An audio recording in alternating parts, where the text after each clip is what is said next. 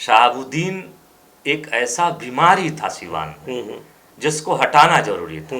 लगेगी ना? शहाबुद्दीन के एजेंटों को मतलब ओम प्रकाश यादव को आप एजेंट मानते हैं? निश्चित रूप से 10 साल में लोगों ने जान गया कि शहाबुद्दीन के एजेंट हैं। अच्छा, नमस्कार, मेरा नाम ज्ञानेश्वर है और आप देख रहे हैं लाइव सिटीज। देखिए, आज मेरे साथ न्यूज रूम में है जेडीयू के वरिष्ठ नेता, सिवान से आने वाले अजय सिंह। इनकी पत्नी कविता सिंह सिवान की जेडीयू एमपी हैं और आपको पता है कि सिवान में शहाबुद्दीन से लड़ते रहे हैं। कल भी लड़े थे, आज उनके बचे हुए लोगों से भी लड़ रहे हैं। तो आज इनसे हम बात करेंगे, राजनीति की बातें करेंगे। आपका स्वागत है अजय जी। ये आपको भी, आपके दर्शक को बहुत बहुत धन्यवाद। अजय जी, राजनीति तो बहुत तेज चल रही है बिहार में। आपने देखा कि लोजपा टूट गई। लोजपा के एक गुट के नेता अब चिराग पासवान हैं और एक गुट के नेता पशुपति कुमार पारस हैं। लोजपा किसकी किसकी नहीं, यह तो आगे तय होगा। और कहा यह जा रहा है कि इन सबों के पीछे जेडीयू है। जेडीयू का भरोसा पार्टी तोड़ने में है। क्या आपको लगता है, क्यों कर रहे हैं नीतीश कुमार ऐसा और क्यों कर रही है जेडीयू ऐसा? देखिए, हमारे पार्टी में इस तरह के नहीं होता है जी। हमारे लीडर भी आदरणीय नीतीश कुमार जी ये इन सब कार्यों में विश्वास नहीं करते हैं। ये जेडीयू के अंतर कलह है, ये जो लोजपा का अंतर कलह है, पारिवारिक अंतर कलह है। उन लोगों की उस तरह की अपनी व्यवस्था है, उन लोगों की अपनी सोच रही है। बराबर वो लोग ऐसे करते आए हैं जिसके वजह से उस परिवार में फूट पड़ी हुई है और उनका अपना मामला है। लोजपा आज भी है, बरकरार है, सिर्फ संसदीय दल के नेता बदले हैं। तो कहीं ना कहीं उपेक्षित परिवार में जब सम्मान किसी बड़े लोगों को नहीं होती है तो वो कहीं ना कहीं अपने को उपेक्षित महसूस करते हैं, तो इस तरह के कदम उठाते हैं। रामविलास पासवान जी लोजपा के बड़े लीडर थे, लोजपा प्रमुख थे और उनके मरने के बाद अब भाई को छोड़ करके बेटा जो है उसके प्रमुख हो गया। निश्चित रूप से खलेगा जो भाई के साथ कदम से कदम मिला करके चला है। पशुपति पारस जी रामविलास पासवान जी के साथ कदम से कदम मिला करके चले और जब उत्तराधिकारी बनने की बात आई तो नए लड़कों को बना दिया गया, चिराग पासवान जी को बना दिया गया। तो कहीं ना कहीं ये असंतोष का कारण हुआ। बहुत दिनों से ये हो रहा था, चुनाव में भी देखने को मिला, एमएलए के चुनाव में, और जिसका प्रतिफल है आज सामने खुल करके मुखर होकर के आ गया और ये नतीजा हुई। जेडीयू के नेशनल प्रेसिडेंट आरसीपी सिंह कह रहे हैं कि केंद्रीय मंत्रिमंडल में अब हम शामिल होंगे, मतलब जेडीयू। पहले तो मना किया गया था कि हम सांकेतिक नहीं, हक की बराबरी चाहिए, हक की हिस्सेदारी चाहिए। तो क्या जेडीयू शामिल हो रही है? क्या लगता है पार्टी के लाइन से? देखिए, जेडीयू शामिल होगा और मंत्रिमंडल में, ये बात तो अब नेता तय करेंगे। नेता तय करेंगे। हम लोगों के पार्टी के प्रमुख हैं आदरणीय नीतीश कुमार जी और राष्ट्रीय अध्यक्ष जी हैं आदरणीय आरसीपी बाबू, और ये लोग दोनों लोग मिल करके तय करेंगे कि क्या करना है नहीं करना है। ये पार्टी के मामला है और मंत्रिमंडल में जो जगह मिलने की बात है तो पूरे प्रधानमंत्री जी के ऊपर है। इस देश के यशस्वी प्रधानमंत्री नरेंद्र मोदी जी के ऊपर है। एक और खबर चलने लगी है, या पहले से भी चलती रही है, बीच बीच में ये चर्चा भी होती रही है। ठीक है, अभी एनडीए का गठबंधन है, प्रधानमंत्री नरेंद्र मोदी हैं, लेकिन नीतीश कुमार पीएम मटेरियल है, ये फिर से कहा जाने लगा है। देखिए, न कोई रहा है न रहेगा। प्राकृत बदलाव करते रहती है। जो कल था वो आज नहीं है, जो आज है वो कल नहीं रहेगा। यही परम सत्य है, इसको झुटलाया नहीं जा सकता। अभी पीछे नेहरू परिवार इस देश के लंबे समय तक सेवा किया, उसके बाद देश को यशस्वी प्रधानमंत्री नरेंद्र मोदी जी मिले हैं। ये सत्य है कि अच्छे ईमानदार हैं, सेवा कर रहे हैं। इसके बाद भी तो कोई होगा, क्योंकि जो न कोई रहा है न रहेगा, इसके बाद भी कोई होगा। तो इसके बाद जो होगा उसमें नीतीश कुमार जी हैं, सर्वश्रेष्ठ दिखाई देते हैं कि वो भी पीएम मटेरियल हैं। किसी नरेंद्र मोदी जी के बाद अगर कोई चेहरा दिखता है तो वो नीतीश कुमार जी हैं, देश के नेतृत्व करने लायक।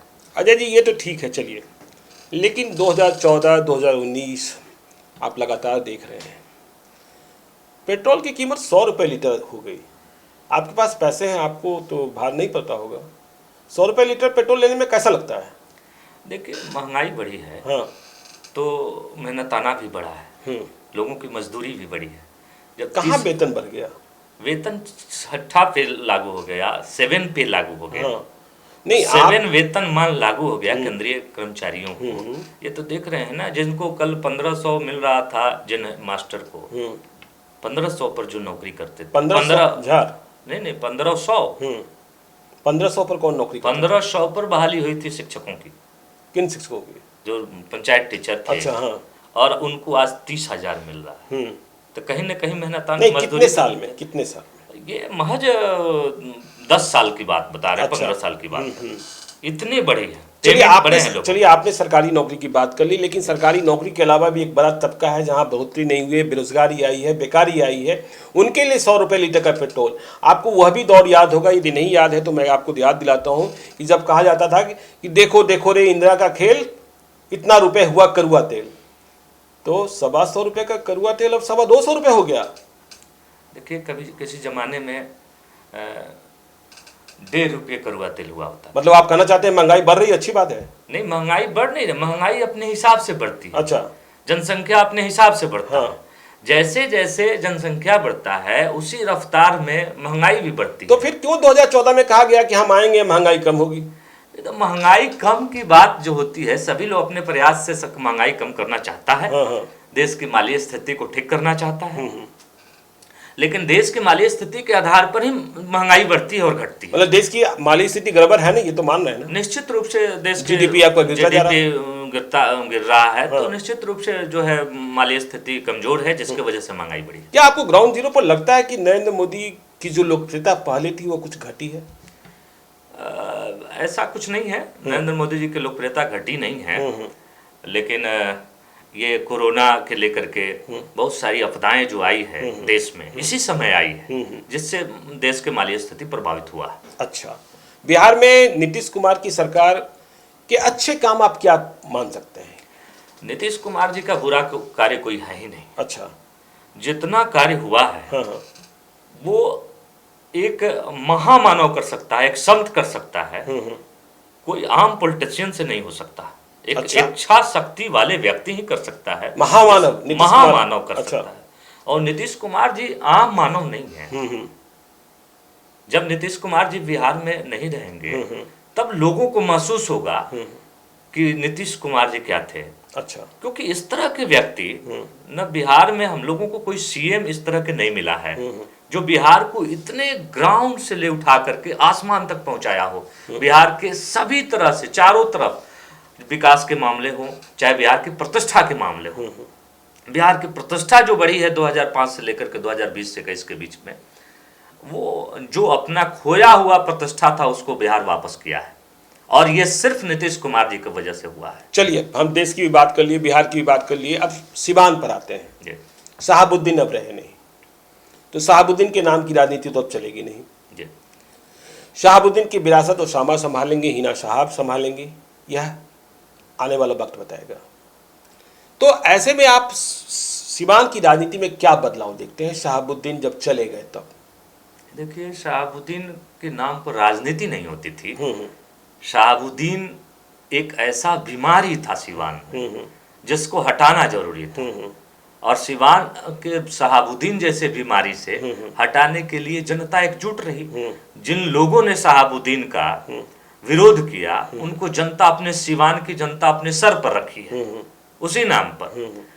तो सिवान की जनता की बीमारी था शहाबुद्दीन, जिससे निजात पाने के लिए, छुटकारा पाने के लिए लोगों ने, जिन जिन लोगों ने शहाबुद्दीन के खिलाफ आवाज उठाया उनको लोगों ने अपने सर पर रखा और उनको एमपी बनाया, एमएलए बनाया, इस तरह से कार्य किया। लेकिन सिवान शहर में तो हार गए इस एमएलए के चुनाव हाँ, में एमएलए के चुनाव में कुछ गड़बड़ियां हुई। हाँ। प्रदेश नेतृत्व, एनडीए के जो प्रदेश नेतृत्व है उन लोगों ने कुछ गड़बड़ी किया टिकट की बंटवारा में, जिसके वजह से सिवान में एनडीए बहुत सीटों पर हार गया एमएलए के चुनाव में। थोड़ी सी उसमें जान पहचान करके और थोड़ी सी पहचान बना करके और सर्च करके टिकट देना चाहिए था। तो हम सारे सीट जीत करके आए। हमें याद है 2005 के जो चुनाव हुआ था उसमें हम सभी सीट हम लोग जीत करके आए थे। नवंबर के चुनाव सभी सीट जीत करके आए थे। तो निश्चित रूप से थोड़ी सी केयर करके प्रदेश नेतृत्व अगर टिकट की बंटवारा करे, क्योंकि शहाबुद्दीन के एजेंटों को टिकट दे दीजिएगा तब तक जनता तो तय करने लगेगी ना। शहाबुद्दीन के एजेंटों को मतलब ओम प्रकाश यादव को आप एजेंट मानते हैं? निश्चित रूप से 10 साल में लोगों ने जान गया कि शहाबुद्दीन के एजेंट हैं। अच्छा, तो इसलिए लोगों ने कहा कि नहीं, उससे अच्छा है अवध बिहारी चौधरी, जिससे लोगों ने वोट कर दिया। जनता पर किसी की चलती नहीं है ना, जनता तो शहाबुद्दीन जैसे लोगों को। शहाबुद्दीन का एजेंट कैसे कर रहे हैं आप ओम प्रकाश यादव को? ओम प्रकाश यादव थप्पड़ खा करके क्या बोलते राजनीति में आए? ठीक है, थप्पड़ करके आए तो उनके लोग एक भी मारे गए कहीं? अच्छा, अगर विरोध करते तो मारे जाते। हमारे परिवार के तो 2-2, 3-3 लोग मारे गए। हम लोग विरोध किया तो हमारे लोग मारे गए थे। लेकिन बताइए, ओम प्रकाश जी के परिवार के लोग एक भी कहीं कुछ हुआ है उनके परिवार के साथ? कुछ भी नहीं हुआ है। क्यों नहीं हुआ? तो आज इनकी उनके लोग मारे जाते हैं, वो नहीं मारे जाते। मतलब ये आप कहना चाहते हैं कि इंटरनल पैक्ट था इन लोगों में? इंटरनल पैक्ट है और सभी लोग जानता है, जनता जान गई है। नेता जाने या ना जाने, जनता जान गई है जो इंटरनल पैक्ट है। क्योंकि एमपी के चुनाव में वो लोग शहाबुद्दीन के, हिना साहब के चुनाव के कमान भी संभाले थे, ये 2019 में और प्रचार भी कर रहे थे। भले प्रदेश नेतृत्व नहीं उसको ले रहा है, संज्ञान नहीं ले रहा है, लेकिन वो लोग नीचे से सारी तैयारी हिना जी का चुनाव के प्रचार का संभाल रहे थे। क्या आपको लगता है कि जो उसामा साहब हैं, शहाबुद्दीन के बेटे, वो अपने पिता की कुर्सी मतलब अपने पिता की विरासत को संभाल पाएंगे? उसामा उस लायक नहीं है। अच्छा, उसामा में अभी उस तरह की मैच्योरिटी नहीं है।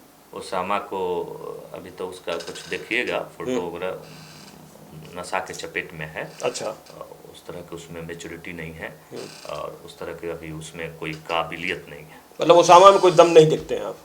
हमको तो नहीं लग रहा है, कहीं नहीं दिख रहा है। उसामा बच्चा है अभी। चलिए, तो आज के लिए इतना ही। आप देखते रहिए लाइव सिटीज़ को। बहुत बहुत धन्यवाद आपको अजय जी। फिर हम किसी मुद्दे पर अजय सिंह जी से बात करेंगे। तो यदि अब तक आपने हमारे यूट्यूब चैनल लाइव सिटीज़ को सब्सक्राइब नहीं किया है, जरूर कर लीजिएगा। और यदि इस वीडियो को आप फेसबुक पेज के माध्यम से देख रहे हैं तो पेज को लाइक या फॉलो कीजिए। ट्विटर पर भी हमें फॉलो कीजिए। धन्यवाद।